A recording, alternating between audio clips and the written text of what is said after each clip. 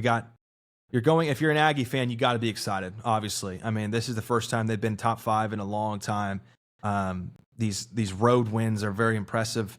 Or the road win against Notre Dame was very impressive. Now they're going to be this road stretch, which very odd scheduling, by the way.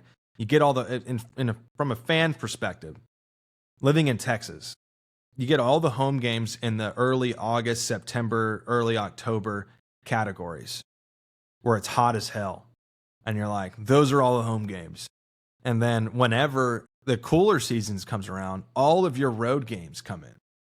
So Texas A&M does not return to Kyle Field until they play South Carolina at home week 11. And then they follow it up with Samford in week 12. And they go to Austin to play Texas. So I would say they have 4 tough matchups coming up. And I could be missing one. But, you got LSU in 2 weeks. And I believe they get a bye week after that. Then you play Missouri. And then you got South Carolina. Luckily, you get them at home. They really did steal one from Texas A&M last year on the road. And then you get Texas on the road in Austin to finish out the season near Thanksgiving.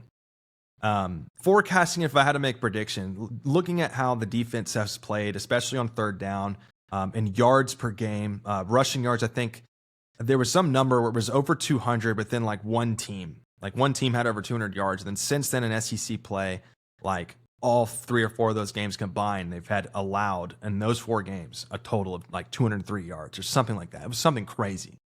The defense has really flipped a switch. They've got lockdown corners on the outside. Willie III is phenomenal.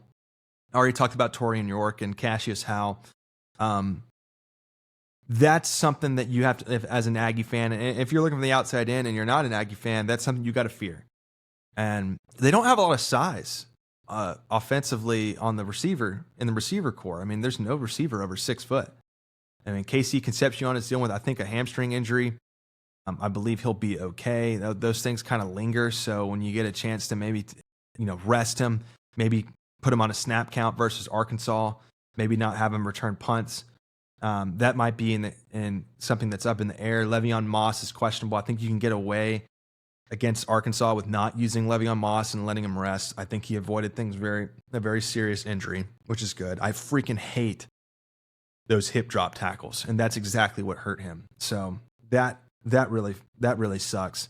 Marcel Reed is playing like a Heisman contender. He's still, and the one complaint I would have about Marcel Reed is on those deep throws. And granted, he did have a deep throw completion, but when you're throwing a deep ball, yes, you still aim the football. You do. You find a spot in the field, you kind of time it up. It's okay, he's running a go route. We got press man coverage. I'm closer to the hash. I can get away with letting him run a little bit longer and then stretch the field. But if you're on the opposite side of the hash and you're throwing to the far side and you get press man coverage, you kind of have to throw it around that 10 to 15 yard mark, maybe sooner, and stretch the field that way and throw it earlier on time. But you don't just launch it 55, 60 yards downfield, because there's a lot of opportunities for Marcel Reed to hit on these deep ball opportunities. I know he can do it. There just needs to be a little bit more precision on it. And he is still a young quarterback, so I'm going to give him so much grace on that. But I think in terms of forecasting his future as a Texas A&M Aggie, he's going to get so much better. I'm very excited to see him. As long as he stays healthy, I really do believe that Texas A&M is going to be a true contender.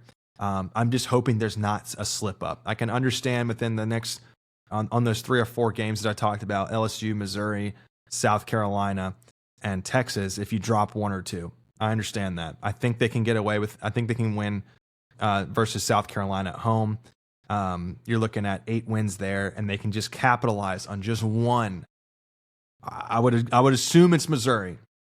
I think they can beat LSU, although it's a night game at Death Valley. But historically, they drop a game somewhere, and I'm just waiting on that to happen. And I hope it's not Arkansas for the sake of having the medical guy, our contributor, back on the show next week or something like that. But anywho, that was my STS poll week 8. That was my recap of the Penn State firing and the Kirby Smart altercations, and a little bit of Texas A&M analysis.